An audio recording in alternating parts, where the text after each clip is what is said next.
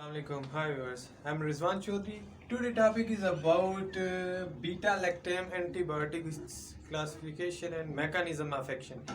So last lecture I had discussed the general introduction of antibiotic. Today topic of discussion is about penicillin, its mechanism of action. So let's start. अच्छा, beta lactam antibiotic या cell wall inhibitor जो antibiotics होती है हमारे पास, ठीक है, different classification है इसकी. अब इसमें आ जाते हैं हमारे पास पेंसिलिन है, सेफ्लोस्पोरिन है, ठीक है. सेफ्लोस्पोरिन की आगे फिर 4-5 जनरेशन आती हैं. उसके बाद कार्बीपिनम है, मोनोबैक्टम. ये 4 क्लासेस है बीटा लैक्टेम एंटीबायोटिक्स की. बीटा लैक्टेम बेसिकली एक रिंग टाइप स्ट्रक्चर होता है, ठीक है, जिसकी क्या होती है, एंटी बैक्टीरियल एक्टिविटी होती है. वो क्या करती है, different type of bacterial infection को के लिए अगेंस्ट यूज होगी. अब देखते हैं इसके हमारे पास स्ट्रक्चर की अगर हम बात करें तो structure basically gram positive bacteria और ये gram negative bacteria. Gram positive bacteria का जो स्ट्रक्चर है हमारे पास, इसमें क्या होता है, ये सेल मेम्ब्रेन होती है, ठीक है, और ये हमारे पास इसको हम प्लाज्मा मेम्ब्रेन कहते हैं. और ये जो होती है ग्राम पॉजिटिव की, ये सेल वॉल होगी और ये थिक होती है ग्राम पॉजिटिव की. ग्राम नेगेटिव की अगर हम स्ट्रक्चर की बात करें तो बाकी तो सेम ही होगा, प्लाज्मा मेम्ब्रेन भी होगी, सेल वॉल भी होगी, लेकिन डिफरेंशिएट क्या होगा, ये प्लाज्मा मेम्ब्रेन होगी और ये इसकी सेल वॉल होगी, लेकिन क्या होगी, थिन है. ग्राम पॉजिटिव की थिक थी, इसकी थिन है. और ये जो चीज होगी ये इसकी एडिशनल एक लेयर होगी, आउटर लेयर कहेंगे इसको, ठीक है.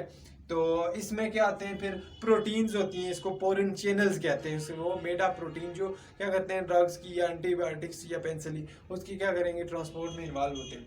सही है. तो हमारे पास जो इसकी मैकेनिज्म, अब पेंसिलिन की अगर हम बात करें तो पेंसिलिन की भी टाइप्स होती हैं हमारे पास, ठीक है. नैरो स्पेक्ट्रम एंटीबायोटिक्स है और ब्रॉड स्पेक्ट्रम. अब नैरो स्पेक्ट्रम में क्या होगा कि नैरो नाम से जाहिर है कि नैरो टाइप ऑफ इन्फेक्शन, ठीक है, कि जो माइनर इन्फेक्शन होंगे उसके लिए क्या करेंगे, हम इसको यूज करेंगे. उन इन्फेक्शन के अगेंस्ट क्या करेंगे, हम पेंसिलिन को यूज करेंगे. उसके बाद जो ब्रॉड स्पेक्ट्रम, तो वो ब्रॉड रेंज में यूज हो रहे होंगे, उसमें पॉजिटिव भी होंगे, नेगेटिव भी होंगे, ठीक है. Gram positive gram negative bacteria के अगेंस्ट यूज हो रहे हैं. डिफरेंट टाइप के इन्फेक्शन, यूटीआई इन्फेक्शन है, चेस्ट इन्फेक्शन है, थ्रोट इन्फेक्शन है, ठीक है. डिफरेंट टाइप के इन्फेक्शन के लिए हम क्या करेंगे, उसको यूज करेंगे. अब जो हमारे पास पेंसिलिन, फिर एंटी बैक्टीरियल जो एक्टिविटी, उसमें ड्रग्स आ जाती हैं पेंसिलिन में. वो आती है हमारे पास, नेचुरल पेंसिलिन होती है, सेमी सिंथेटिक पेंसिलिन होती है, एंटी स्ट्रेप्टोकोकल पेंसिलिन होती है और एंटी सोडोमोनल पेंसिलिन होती है. अब हमारे पास नेचुरल पेंसिलिन में पेंसिलिन वी और पेंसिलिन जी जो है ये नेचुरली होती है, ठीक है. उसके बाद हमारे पास ये आगे मैं डिस्कस करूंगा.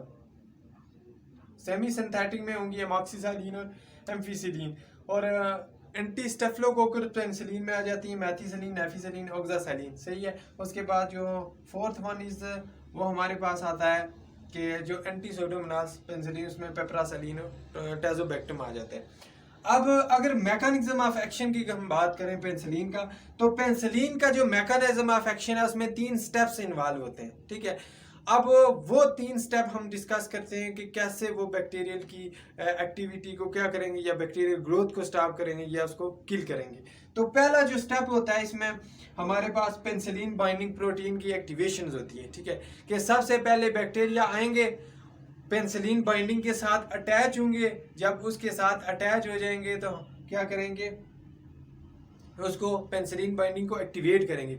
जब पेंसिलिन एक्टिवेट हो जाएगी तो वो चली जाएगी ट्रांसपेप्टाइडेज के पास, उसको इनहिबिट करेगी, उसको इनएक्टिवेट कर देगी. जब वो इनएक्टिवेट होगा, अमीनो एसिड कोलैप्स होंगे, पेप्टिडोग्लाइकेन को उसकी क्या हो जाएगी, डैमेजिंग हो जाएगी, और फिर बैक्टीरियल सेल की ऑटोलाइसिस, बैक्टीरियल सेल डेथ हो जाएगी. सही है. तो ये इस मैकेनिज्म के थ्रू क्या करता है, ये अपना हमारा जो एक्शन होगा वो हमें देगा, different type of bacterial infection को ट्रीट करेगा. इसको हम डिटेल इसका मैकेनिज्म में आपको एक्सप्लेन करता हूँ. सही है. पेंसिलिन बाइंडिंग प्रोटीन के साथ जो लोकेट होते हैं कहाँ पे, बैक्टीरिया की जो सेल मेम्ब्रेन है वहां पे लोकेट होते हैं. सही है. सेकंड स्टेप में क्या होगा कि पेंसिलिन एक्टिवेट होगी, वो इनएक्टिवेट कर देगी किसको, ट्रांसपेप्टाइडेज एंजाइम को. तीसरे स्टेप में इसकी ऑटोलाइसिस हो रही थी. सही है. अब ये हमारे पास जो है, ये suppose bacterial cell, negative cell membrane जो है उसका स्ट्रक्चर है. ये हमारे पास जो नेगेटिव सेल बैक्टीरियल सेल का स्ट्रक्चर है, ठीक है। ये पेनिसिलिन है, ये जो आउटर मेम्ब्रेन थी उसकी, ये यहाँ पे क्या है, पोर्स है, ये प्रोटीन के बने होते हैं, प्रोटीन पोरिन चैनल्स कहते हैं इसको। इसके थ्रू पेनिसिलिन इंटर होगी और यहाँ पे पेनिसिलिन बाइंडिंग प्रोटीन ये एंजाइम होता है हमारे पास, प्रेजेंट होता है कहाँ पे, बैक्टीरिया की जो सेल मेम्ब्रेन होती है वहां पे। अब जैसे ही पेनिसिलिन ने ये पोरिन चैनल को क्रॉस किया, यहाँ से इंटर हुई है प्रोटीन, पेनिसिलिन बाइंडिंग प्रोटीन के साथ क्या होगी, अटैच होगी। जब यहाँ पे अटैच होगी, इसकी बाइंडिंग होगी तो ये एक्टिवेट हो जाएगी। एक्टिवेशन के बाद ये चली जाएगी यहाँ पे, ये ट्रांसपेप्टाइडेज को इनएक्टिवेट कर देगी। अब चूंकि ट्रांसपेप्टाइडेज क्या कर रहा था, जो हमारे पास पेप्टिडोग्लाइकेन या शुगर्स है आपस में बाइंड हुई है। पेप्टिडोग्लाइकेन जो है वो अमाइनो शुगर से बनी होती है, जिस तरह नम और नया की बाइंडिंग हुई है। तो ये बाइंडिंग कौन करवा रहा है, ट्रांसपेप्टाइडेज एंजाइम करवा रहा है। तो ये जो पेनिसिलिन होगी यहाँ पे जाएगी, ट्रांसपेप्टाइडेज को क्या कर देगी, इनएक्टिवेट कर देगी, ठीक है। जब ये एंजाइम इनएक्टिवेट होगा तो अमाइनो एसिड क्या हो जाएंगे, आपस में कोलैप्स हो जाएंगे, ठीक है। अमाइनो एसिड जब कोलैप्स होंगे तो पेप्टिडोग्लाइकेन डैमेज हो जाएगी। ये जो पेप्टिडोग्लाइकेन्स होगी ये अब क्या हो जाएगी, डैमेज हो जाएगी। जब ये डैमेज होगी तो बैक्टीरियल सेल डैमेज हो गए, जो सेल वाल होगी इसकी डैमेजिंग हो जाएगी, देन बैक्टीरियल सेल की डेथ हो जाएगी। अब पहला स्टेप क्या हुआ, ये फर्स्ट स्टेप कि पेनिसिलिन बाइंड होगी पेनिसिलिन बाइंडिंग प्रोटीन के साथ। दूसरे स्टेप में क्या किया इसने, इसको इनएक्टिवेट कर दिया ट्रांसपेप्टाइडेज को, अमाइनो एसिड कोलैप्स हो जाए ओके और पेप्टिडोग्लाइकेन डैमेज। तीसरे स्टेप में क्या हुआ, autolysis, bacterial cell wall damage हो जाएगी, ठीक है, और as a result bacterial cell की क्या हो जाएगी, डेथ हो जाएगी। ये था इसका डायग्रामेटिकली के मैकेनिज्म ऑफ एक्शन क्या है। अब आगे हम जो एंटी बैक्टीरियल है उसकी क्लासिफिकेशन पढ़ते हैं, 4 क्लासेस है उसकी, ठीक है, कि natural penicillin, semi synthetic penicillin है, उसके बाद एंटी स्टेफिलोकोकस पेनिसिलिन है और एंटी सोडोमोनल पेनिसिलिन, उसको डिस्कस करते हैं। इसमें पेनिसिलिन जी और पेनिसिलिन वी जो है ये इसमें नैरो स्पेक्ट्रम में आती हैं और different type of bacterial infection को ट्रीट करने के लिए यूज होती हैं। अब इसकी बैक्टीरियोस्टेटिक एक्टिविटी होती है, ठीक है, डिफरेंट बैक्टीरिया के अगेंस्ट। और जो पेनिसिलिन जी है हमारे पास, इसकी पोटेंसी 5 to 10 टाइम ज़्यादा होती है, मोर होती है कंपेयर टू पेनिसिलिन वी। अब ये जो पेनिसिलिन जी है ये हमारे पास अवेलेबल होती है आईवी या आईएम फार्मूलेशन में, ठीक है। सीवियर टाइप ऑफ इन्फेक्शन के लिए हम क्या करते हैं, पेनिसिलिन जी को यूज़ करते हैं। अब डिफरेंट टाइप की रेजिस्टेंस डेवलप हो रही है, अब स्पेशली जो स्टेफिलोकोकस एरियस बैक्टीरिया है वो इसके अगेंस्ट ये काम नहीं कर रही, लेकिन फिर भी हम क्या करते हैं कि फर्स्ट चॉइस ऑफ ड्रग होती है अगेंस्ट ट्रीटमेंट ऑफ गैस जंजरीन जो बनती है, क्लस्ट्रीडियम ऑफिशिनेला जो बैक्टीरिया वो गैस जंजरीन काज करता है। तो गैस जंजरीन के अगेंस्ट हम उसको ट्रीट करने के लिए हालांकि रेजिस्टेंस डेवलप हो रही है, लेकिन फिर भी हम क्या करते हैं, पेनिसिलिन जी को यूज़ करते हैं। और जो पेनिसिलिन वी है वो ओरल फार्मूलेशन में अवेलेबल है। ये पेनिसिलिन जी चूँकि ये आईवी इसलिए इसकी फार्मूलेशन की जाती है क्योंकि ये अनस्टेबल के स्टमक एसिड में अनस्टेबल होती है, ठीक है, डिस्ट्रॉय हो जाती है। और पेनिसिलिन वी जो है वो स्टमक एसिड स्टेबल है, इसलिए जो इसकी फार्मूलेशन जो होते हैं हम वो आईवी में करते हैं। अब नेक्स्ट है फिर सेमी सिंथेटिक पेनिसिलिन। तो सेमी सिंथेटिक में अमॉक्सिसिलिन है और एम्पीसिलिन आती है। अब ये इफेक्टिव होती हैं डिफरेंट टाइप्स के जो माइक्रोब्स होते हैं, ठीक है, इकोलाई है, पी एरोजिनोसा है, लिजीरिया मोनोसाइट टोजिन्स है, इसमें भी क्या होती है, रेजिस्टेंस डेवलप हो रही है, ठीक है। स्पेशली जो स्टेफिलोकोकस एरियस हैं, ठीक है, स्टेफिलोकोकस निमोनिया, ये बैक्टीरिया क्या कर रहे हैं, रेजिस्टेंस डेवलप कर रहे हैं। तो इसी वजह से हम क्या कर रहे हैं, जो पेनिसिलिनेज एंजाइम होता है उसकी वजह से जो बीटा लैक्टामेज है, ठीक है, वो क्या कर रहा है कि वो फिर रेजिस्टेंस डेवलप हो जाती है। अब उसको ट्रीट करने के लिए उसके बीटा लैक्टामेज इनहिबिटर हम यूज़ करते हैं, क्लेवेनिक एसिड है, सल्बेक्टम है। तो इन हम क्या करते हैं, फिर डिफरेंट बैक्टीरियल इन्फेक्शन को ट्रीट करने के लिए कॉम्बिनेशन में हम ड्रग यूज़ करते हैं। अमॉक्सिसिलिन को क्लेवेनिक एसिड के साथ, सल्बेक्टम के साथ इसको हम यूज़ कर सकते हैं ताकि बैक्टीरियल इन्फेक्शन है उसकी चांसेस उसको मिनिमाइज किया जाए, उसकी ग्रोथ को इनहिबिट किया जाए, सही है। थर्ड वन है हमारे पास एंटी स्टेफिलोकोकल पेनिसिलिन। तो इसमें हमारे पास मैथिसिलिन है, ऑक्सीसैलिन, ये एंटीबायोटिक्स आती हैं। इसमें भी क्या होती है, रेजिस्टेंट डेवलप हो सकती है, और यूनाइटेड स्टेट में इसको क्लिनिकली यूज नहीं कर रहे हैं क्योंकि इसमें हाईली चांसेस होते हैं रेजिस्टेंट डेवलप होते हैं डेवलपमेंट के। अब ये जो ड्रग होती है हमारे पास MRSA, ठीक है, मैथिसिलिन रेजिस्टेंट स्टेफिलोकोकस एरियस, ये जो ऑर्गेनिज्म है ये क्या करता है, ये सोर्स होता है कम्युनिटी और नोजोकोमल इन्फेक्शन का। नोजोकोमल इन्फेक्शन क्या होता है कि हॉस्पिटल एक्वायर्ड इन्फेक्शन के मींस अगर मैथिसिलिन रेजिस्टेंट स्टेफिलोकोकस एरियस ने अटैक किया है, ठीक है, उसकी वजह से इन्फेक्शन हुआ है, तो जब आपके उसका ट्रीटमेंट लेंगे तो हॉस्पिटल के बाद क्या होगा, जब आपको डिस्चार्ज किया जाएगा तो उसके बाद ये 2-3 दिन बाद दोबारा ये इन्फेक्शन हो जाएगा। इसको हम कहते हैं नोजोकोमल इन्फेक्शन, ठीक है। तो इसके लिए हम क्या है कि मैथिसिलिन जो है उसको जस्ट हम उसके स्ट्रेन को, जो रेजिस्टेंट स्ट्रेन्स हमारे पास आते हैं, ठीक है, कि किस वजह से रेजिस्टेंस आ रही है, लेबॉर्ट्री में हम इसको यूज़ करते हैं, कहाँ पे, यूनाइटेड स्टेट वाले, ठीक है। बाकी इसको क्लिनिकली हम यूज नहीं करते।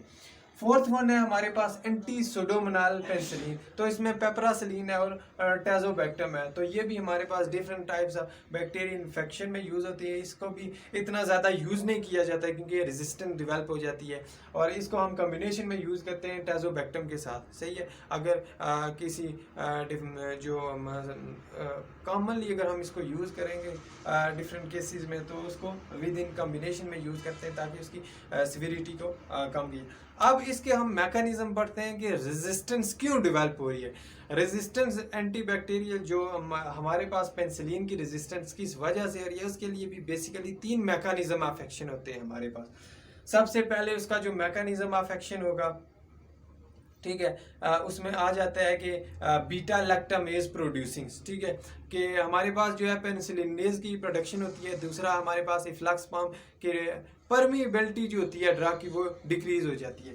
तीसरा आता है हमारे पास कि जो पेनिसिलिन प्रोटीन बाइंडिंग है वो मॉडिफाइड हो जाती है, वो अल्टर्ड हो जाती है, उनकी वजह से रेजिस्टेंस डेवलप हो सकती है, सही है। एंटीबायोटिक्स में रेजिस्टेंस डेवलप हो जाती है। सबसे पहले प्रोडक्शन होती है बीटा लैक्टामेज की, सही है। सेकंड है कि डिक्रीज परमिएबिलिटी ऑफ ड्रग की परमिएबिलिटी डिक्रीज हो जाएगी या उसमें फ्लक्स पंप आ जाएंगे। तीसरा है अल्टर पेनिसिलिन बाइंडिंग प्रोटीन्स। सबसे पहले है कि प्रोडक्शन ऑफ बीटा लैक्टामेज। तो बीटा लैक्टामेज की जब प्रोडक्शन होती है ये हाइड्रोलाइज करते हैं, ठीक है, हाइड्रोलाइसिस करते हैं किसकी, जो बीटा लैक्टेम रिंग होती है जो जिसकी एंटीबैक्टीरियल एक्टिविटी होती है। तो जब इसकी हाइड्रोलाइसिस हो जाएगी तो उसको जो अपनी एक्टिविटी वो परफॉर्म कर रही होती है कि एंटीबैक्टीरियल, वो लॉस हो जाएगी। तो as a result bacterial infection को मिनिमाइज करने के चांसेस क्या हो जाएंगे, कम हो जाएंगे। बैक्टीरियल की ग्रोथ को स्टॉप करने के चांसेस क्या हो जाएंगे, कम हो जाएंगे। तो इस तरह हमारे पास क्या होती है, रेजिस्टेंस डेवलप हो जाएगी, ठीक है, उसके अगेंस्ट। जो भी आप पेनिसिलिन अगर यूज कर रहे हैं, पेनिसिलिन जी या वी है, जो उसकी पेनिसिलिन की क्लासेस में जो भी ड्रग्स आती है, सही है। सेकंड है हमारे पास कि decrease permeability of drug of efflux pump. अब इसमें क्या होगा कि जो ड्रग होगी या एंटीबायोटिक्स होगी उसकी जो पेनिट्रेशन होगी वो प्रॉपर नहीं होगी। जब प्रॉपर पेनिट्रेशन नहीं होगी हमारे पास तो टारगेट ऑर्गन्स तक या टारगेट टिश्यू तक उसकी रिक्वायर्ड अमाउंट, रिक्वायर्ड कंसंट्रेशन नहीं पहुंच पाएगी। जब रिक्वायर्ड कंसंट्रेशन नहीं पहुंच पाएगी तो एक तो यह है कि उसके हमारे पास थेरेपेटिक एक्शन परफॉर्म नहीं करेगी। दूसरा ये होगा कि वो फिर रेजिस्टेंस डेवलप कर लेगी। तो इफ्लक्स पंप, वही कि इफ्लक्स पंप क्या करते हैं कि एंटीबायोटिक्स को एक्सपेल आउट कर देते हैं। जब उसको एक्सपेल आउट करेंगे तो हमारे पास क्या होगा, उसका जो थेरेपेटिक इफेक्ट होगा, फार्माकोलॉजिकल एक्शन होगा, वो क्या होगा, वो परफॉर्म नहीं होगा और रेजिस्टेंस डेवलप हो जाएगी, सही है। तीसरा हमारे पास है कि अल्टर पेनिसिलिन बाइंडिंग प्रोटीन। अब पेनिसिलिन बाइंडिंग प्रोटीन एक एंजाइम होता है, ये क्या करता है, हेल्प आउट करता है। जब भी पेनिसिलिन इसके साथ बाइंड करती है तो पेनिसिलिन को एक्टिवेट करवाता है, सही है, और वो आगे जाके पेनिसिलिन फिर ट्रांसपेप्टाइडेज को इनहिबिट करती है, उसको इनएक्टिवेट करती है। तो जैसे ही ये चेंज हो जाएंगी, पेनिसिलिन बाइंडिंग प्रोटीन चेंज हो जाएंगी, मॉडिफाइड हो जाएंगी, तो वो जो पेनिसिलिन, वो जो ड्रग आगे इसके साथ एंटीबायोटिक बाइंड कर रही थी, ठीक है, ताकि वो एक्टिव पेंसिलिन एक्टिवेट हो जाके इनएक्टिवेट करे ट्रांसपेप्टाइड को। क्योंकि यहाँ पे पेंसिलिन बाइंडिंग प्रोटीन क्या हो जाएंगी, होगी है मॉडिफाइड हो गई है। तो जब मॉडिफाई होगी है तो पेंसिलिन एक्टिवेट नहीं होगी, जाके वो ट्रांसपेप्टाइडेज को इनएक्टिवेट नहीं कर पाएंगे। तो इस तरह आगे वो जो प्रोसेस होगा वो स्टॉप नहीं होगा, इनहिबिट नहीं होगा और एंटीबैक्टीरियल एक्टिविटी अचीव नहीं हो पाएगी। सही है, इस तरह बैक्टीरियल जो एक्शन होगा वो परफॉर्म नहीं होगा।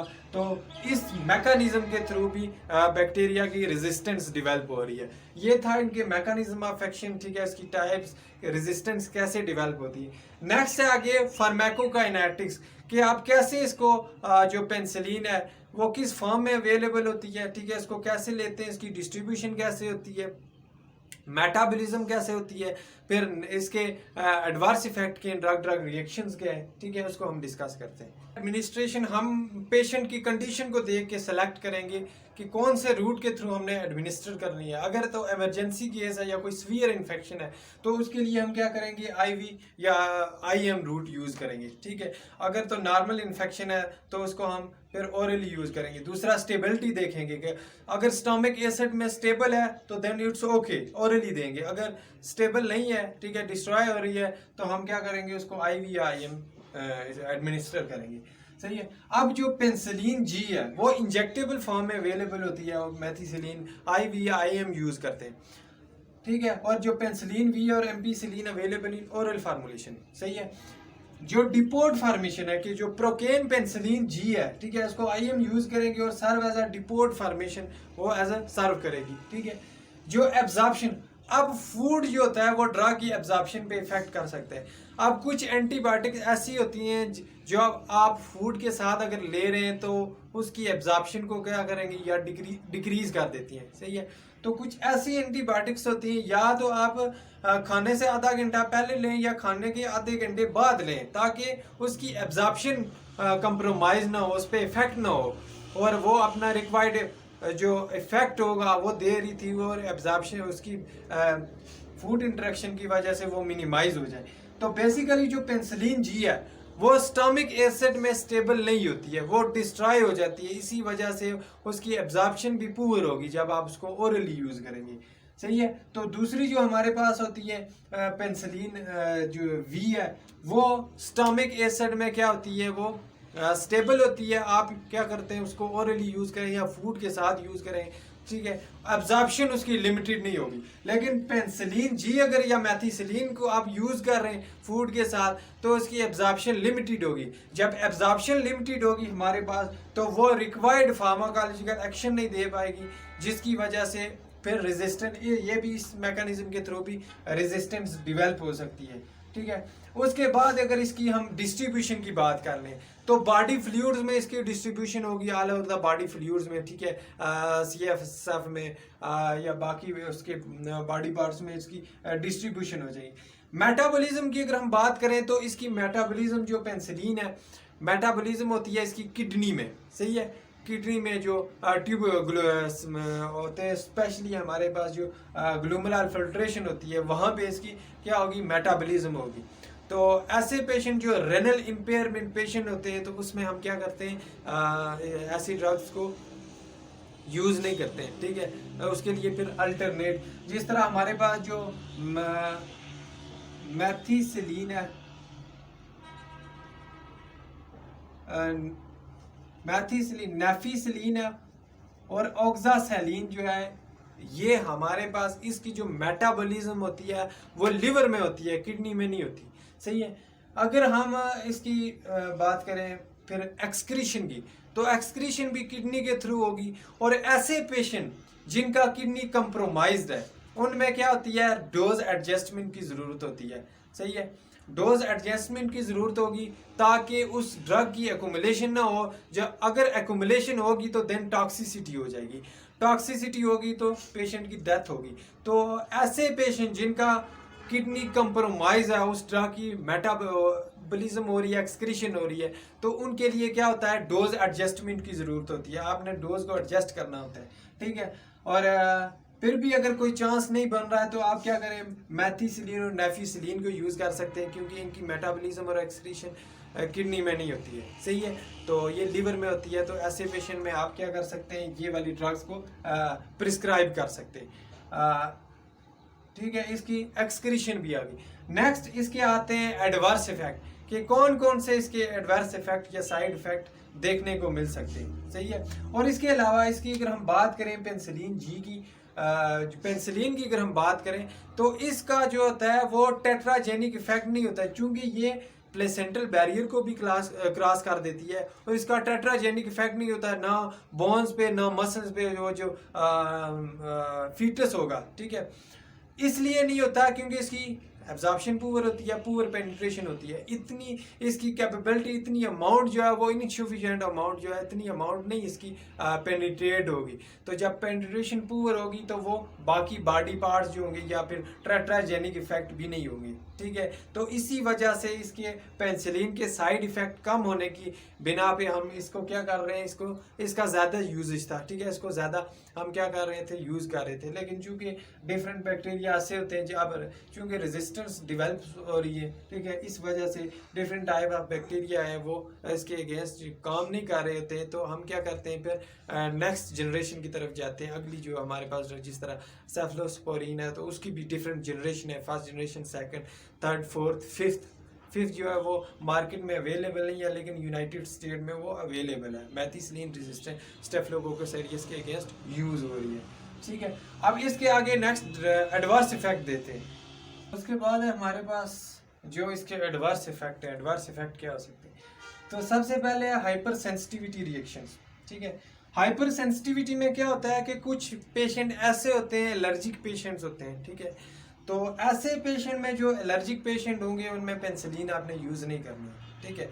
क्योंकि अगर आप आईवी यूज़ करें बगैर टेस्ट डोज दे, आप उसकी पेशेंट की हिस्ट्री नहीं, सबसे पहले ये इम्पॉर्टेंट ये होता है, ठीक है, जब भी आप एंटीबायोटिक्स प्रिस्क्राइब करते हैं तो उसके लिए पेशेंट हिस्ट्री मस्ट लें, ठीक है, कि पहले उसको कौन सी डिजीज़ थी, एलर्जी तो नहीं है, अस्थमा तो नहीं है, ठीक है, इसकी पेशेंट हिस्ट्री लें। उसके बाद क्या करें, उसको देन एंटीबायोटिक्स प्रिस्क्राइब कर रहे हैं अकॉर्डिंग टू उसकी जो हिस्ट्री हो। अगर पहले से अगर कोई डिजीज़ हो तो देन आप उसके क्या करें, वो डिस्क्राइब करें। अब हमारे पास जो है कि अगर एक पेशेंट है, एलर्जी का पेशेंट है, उसको आपने पेनिसिलिन दे दिया, आईवी दे दी, ठीक है, पेनिसिलिन जी, तो ज़ाहिर बात है जब आईवी देंगे तो वो उसका तो ऑनसेट ऑफ एक्शन जल्दी होगा, तो पॉइजनिंग हो सकती है, टॉक्सिसिटी हो सकती है, तो उसको फिर कंट्रोल करना थोड़ा डिफ़िकल्ट होगा। तो better, it will be better कि आप क्या करें, उसकी पेशेंट हिस्ट्री लें पहले कि कौन सी डिजीज़ थी उसको, पास्ट में कौन सी डिजीज़ थी, अभी कौन सी डिजीज़ है, सही है। सेकंड है कि वो नेफ्राइटिस काज कर सकती है, कि जो डिफरेंट हमारे पास नेफ्राइटिस क्या होता है हमारे पास, कि किडनी की इन्फ्लेमेशन ऑफ नेफ्रॉन, इन्फ्लेमेशन हो जाती है नेफ्रॉन। अब इन्फ्लेमेशन जो होगी नेफ्रॉन की, वो कैसे हो सकती है कि अगर एक पेशेंट का किडनी कंप्रोमाइज है तो आप ड्रग यूज़ कर रहे हैं, ज़ाहिर बात है मेटाबॉलिज्म की भी किडनी के थ्रू हो रही है, एक्सक्रीशन भी किडनी के थ्रू हो रही है, तो क्या होगा, इन्फ्लेमेशन हो सकती है, उसमें क्या होगा, फिर मसले होंगे। तो ऐसे पेशेंट में क्या करना है आपने, वो ऐसी ड्रग्स यूज़ नहीं करनी जिनकी मेटाबॉलिज्म किडनी के थ्रू हो रही थी, या उसके थ्रू उसकी मेटाबॉलिज्म और एक्सक्रीशन किडनी के थ्रू हो रही है। तो आपने अल्टरनेट यूज़ कर लेना है, जिस तरह मेथिसिलिन है, नाफिसिलिन है, इनकी जो मेटाबॉलिज्म होती है वो लिवर के थ्रू होती है और एक्सक्रीशन भी। सेकंड है न्यूरोनल टॉक्सिसिटी। तो न्यूरोनल टॉक्सिसिटी में ये होता है कि ये कुछ ऐसी हमारे पास पेनिसिलिन की ड्रग्स होती हैं जो उसकी क्लासिफिकेशन में ये है कि वो उसको एडिटेट करती है न्यूरॉन्स को। तो न्यूरॉन्स को एडिटेट करेंगी तो इसमें वर्टाइगो हो सकते हैं डिफरेंट उसके बाद ये है कि जो एपिलिप्सी वाले पेशेंट होंगे उसमें अगर आप पेनिसिलिन यूज़ कर रहे हैं तो उसमें ये होगा कि गाबानर्जिक ट्रांसमिशन डिक्रीज हो जाएगी, ठीक है, उसको इनहिबिट कर देंगे। तो बात वही आ जाती है कि आपने सबसे पहले जब आप एंटीबायोटिक्स प्रिस्क्राइब करते हैं तो आप पेशेंट की केस हिस्ट्री ले लें कि पास्ट में उसको कौन सी डिजीज़ रही है, ठीक है, और कौन सी ऐसी ड्रग्स वो ले रहा है जिसके साथ में अगर एंटीबायोटिक्स प्रिस्क्राइब करूँगा तो ड्रग इंटरेक्शन हो सकता है, या मैं अगर एंटीबायोटिक्स ऐसे प्रिस्क्राइब कर रहा हूँ जिसका फूड के साथ इंटरेक्शन है, तो उसकी फूड वो क्या कर सकता है, एब्जॉर्प्शन को मिनिमाइज करेगा, तो रेजिस्टेंस डेवलप होगी। तो प्रॉपर काउंसलिंग की ज़रूरत होती है जब आप उसको पेशेंट को प्रिस्क्राइब करेंगे, ठीक है। उसके बाद फेलिपेटस में ये होगा कि वो एंटीबायोटिक्स जो होती हैं पेंसिलिन वाली, वो इन्फ्लेमेशन करती है वेन्स की, ठीक है, वेन को इन्फ्लेम कर देती है, ठीक है। तो ये भी आपने इस चीज़ को भी माइंड में रखना है कि बहुत ज़्यादा उसकी डोज नहीं प्रिस्क्राइब करनी है, सबसे मिनिमम, ठीक है, स्मॉल डोज से स्टार्ट करना है। अगर स्मॉल डोज पे वो इफेक्ट नहीं दे रही है, ठीक है, एंटीबैक्टीरियल इफेक्ट नहीं दे रही है, देन आप उसकी डोज इंक्रीज करें, ठीक है। लेकिन ये नहीं कि स्टार्ट से ही आप उसकी डोज क्या कर देंगे, इंक्रीज कर दें, बहुत ज़्यादा कर दें कि वो उसके सीवियर एडवर्स रिएक्शन हो और इसमें एज अ रिजल्ट पेशेंट की डेथ हो जाए। उसके बाद डायरिया, तो जो हमारे पास पेंसिलिन है वो जीआईटी मोटिलिटी को इंक्रीज करेंगी। जब जीआईटी मोटिलिटी इंक्रीज होगी तो एज अ रिजल्ट क्या होगा, डायरिया होगा। नेक्स्ट आता है हमारे पास हाइपोथ्रोम्बोसाइटोपेनिया।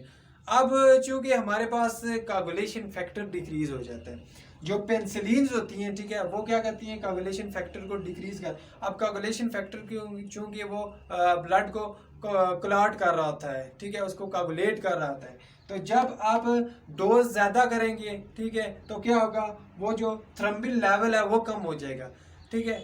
अब विटामिन के भी कोगुलेशन में इन्वॉल्व होता है, वो भी ब्लड क्लॉटिंग में इंपॉर्टेंट रोल प्ले करता है, ठीक है।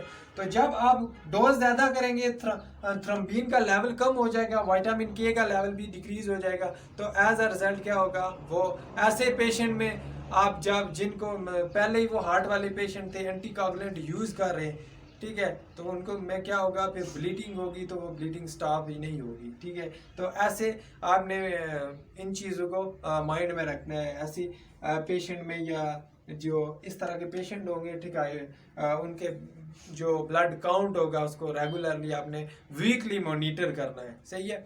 तो ये थे इसके एडवर्स इफेक्ट। अब अगर हम इसके थेरेपेटिक यूजेस की बात कर लें, वो आई थिंक मैंने नहीं डिस्कस की। थेरेपेटिक यूजेस है कि डिफरेंट टाइप के इन्फेक्शन के लिए हम, जिस तरह सिफिलिस है उसके लिए हम क्या कर रहे हैं, पेंसिलिन को यूज़ कर रहे हैं, उसमें कोई रेजिस्टेंस देखने को नहीं मिली है। उसके अलावा न्यूमोनियल जो स्ट्रेप्टोकोकल न्यूमोनिया है उसके अगेंस्ट भी पेंसिलिन हम यूज़ कर रहे हैं। लेकिन ये है कि स्ट्रेन की जो थेरेपेटिक यूजेस के है पेंसिलिन, तो पेंसिलिन के डिफरेंट थेरेपेटिक यूजेस हैं। हम डिफरेंट टाइप ऑफ इन्फेक्शन में हम डिफरेंट बैक्टीरियल इन्फेक्शन में यूज़ करते हैं इसको। जो सिफिलिस है, ठीक है, उसके अगेंस्ट जो सिफिलिस बैक्टीरिया है उसके अगेंस्ट इसको हम यूज़ करते हैं, ठीक है। तो कोई इसमें रेजिस्टेंस देखने को नहीं मिली। इस तरह हम यूज़ करते हैं न्यूमोकोकल न्यूमोनिया में भी इसको यूज़ करते हैं, ठीक है। पहले तो वाइडली यूज़ हो रहा था, लेकिन फिर आहिस्ता आहिस्ता रेजिस्टेंस डेवलप हो गई है, सही है। उसके बाद हम जो गनोरिया उसमें भी यूज़ कर रहे हैं, ठीक है। गनोरिया एक डिजीज़ है, सिफिलिस भी एक डिजीज़ है हमारे पास, सही है। उसमें बैक्टीरिया होता है स्पायरोकीट, तो उसमें सिफिलिस में तो रेजिस्टेंट डेवलप नहीं हुई, बाकी नमोनिया में भी डेवलप हो गई है। तो उसके अलावा रेजिस्टेंट तो डेवलप हो रही है। पहले मोस्ट वाइडली यूज़ होती थी ये पेंसिलिन, लेकिन अब चूंकि रेजिस्टेंस डेवलप हो रही है, दूसरा लेकिन रेजिस्टेंस डेवलप होते होते भी फर्स्ट चॉइस ऑफ ड्रग है इन गैस जेंजरीन के। ऐसे गैस जेंजरीन स्पेशली डायबिटिक वाले पेशेंट में देखने को मिलती है, ठीक है। तो गैस जेंजरीन में जो बैक्टीरिया इन्वॉल्व होते हैं वो क्लस्ट्रीडियम ऑफिसिनेला होते हैं, ठीक है। तो उसके अगेंस्ट जो हम फिर भी पेंसिलिन यूज़ कर रहे हैं, रेजिस्टेंट डेवलप हो रही है, लेकिन फिर भी स्पेशली जो पेंसिलिन जी है, सही है। उसके अलावा हमारे पास जो इसके फिर डिफरेंट इसके बैक्टीरियल इन्फेक्शन में यूज़ करते हैं, ठीक है। चूँकि रेजिस्टेंस इस वजह से नमूनिया उन पेशेंट में जल्द ज़्यादा होता है जो अस्थमा के पेशेंट हो, ठीक है, डायबिटिक के पेशेंट हो, ठीक है, या इस तरह के, तो उनमें नमूनिया के चांसेस क्या होते हैं, ज़्यादा होते हैं, ठीक है, एज़ कम्पेयर टू नॉर्मल जो इंडिविजुअल्स होते हैं। ये था इसके थेरेपेटिक यूजेस। तो इसमें सबसे पहले हमने इसका मैकेनिज्म ऑफ एक्शन की पढ़ा, ठीक है, कि gram positive gram negative bacteria होते हैं। ग्राम नेगेटिव में एक एडिशनल लेयर होती है, ठीक है। जैसे ही प्रोटीन आएगी, वो जो आउटर लेयर होगी उसमें अटैक पोरिन चैनल्स होते हैं, प्रोटीन के बने होते हैं, उसके थ्रू फिर पेंसिलिन बाइंडिंग के साथ बाइंड करती है। और एक्टिवेट होके फिर इनसाइड द सेल जाएगी, ठीक है। ट्रांसपेप्टाइडेज को क्या करेगी, इनएक्टिवेट करेगी। उसके बाद क्या होगा, वो जो हमारे पास अमीनो एसिड होंगे कोलैप्स होंगे। जब वो कोलैप्स होंगे तो उसका जो पेप्टिडोग्लाइकेन है वो डैमेज हो जाएगी, सही है। पेप्टिडोग्लाइकेन जब डैमेज होगी तो क्या होगा, बैक्टीरिया सेल मेम्ब्रेन जो है वो डैमेज हो जाएगी और सेल की बैक्टीरियल सेल की डेथ हो जाएगी। ये इसका था मैकेनिज्म। फिर इसके हमने कहा कि नेचुरल पेंसिलिन होती है, semi synthetic penicillin, anti staphylococcal penicillin होती है, ठीक है, एंटी सुडोमोनाल पेंसिलिन होती है। उसके बाद इसके मैकेनिज्म ऑफ रेजिस्टेंस हमने डिस्कस किए कि 3 मैकेनिज्म्स होते हैं। सबसे पहले प्रोडक्शन होती है बीटा लैक्टेमेज की, कि जब पेंसिलिन बीटा लैक्टेम की हाइड्रोलाइसिस होगी तो बीटा लैक्टेम मेज की प्रोडक्शन होगी हमारे पास, तो वो रेजिस्टेंस डेवलप करेंगे। तो दूसरा ये था कि डिक्रीज परमीबिलिटी, ड्रग की वेरिएबिलिटी डिक्रीज हो रही है, या फ्लक्स पंप टारगेट साइड तक रिक्वायर्ड अमाउंट नहीं पहुंचेगी, तो फ्लक्स पंप क्या करेगी, इसको ड्रग को क्या करेगी, एक्सक्रीट करवा दी, एक्सपेल कर देगी, ठीक है।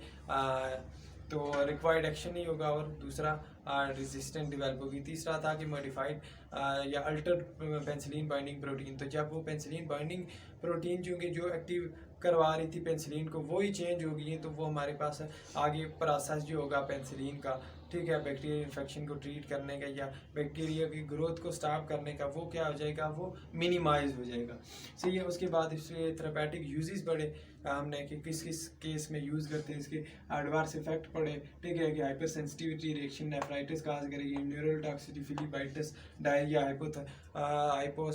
हाइपोथ्रोम्बोसाइटोपेनिया काज करेगी। इसके अलावा इसके जो फार्माकोकाइनेटिक है कि पेशेंट की कंडीशन के बेस पे, और दूसरा इसकी स्टमक में स्टेबल है या नहीं, इस बेस पे हम क्या करते हैं, इसको प्रिस्क्रिप्शन करेंगे कि आईवी देनी है या ओरली देनी है, ठीक है।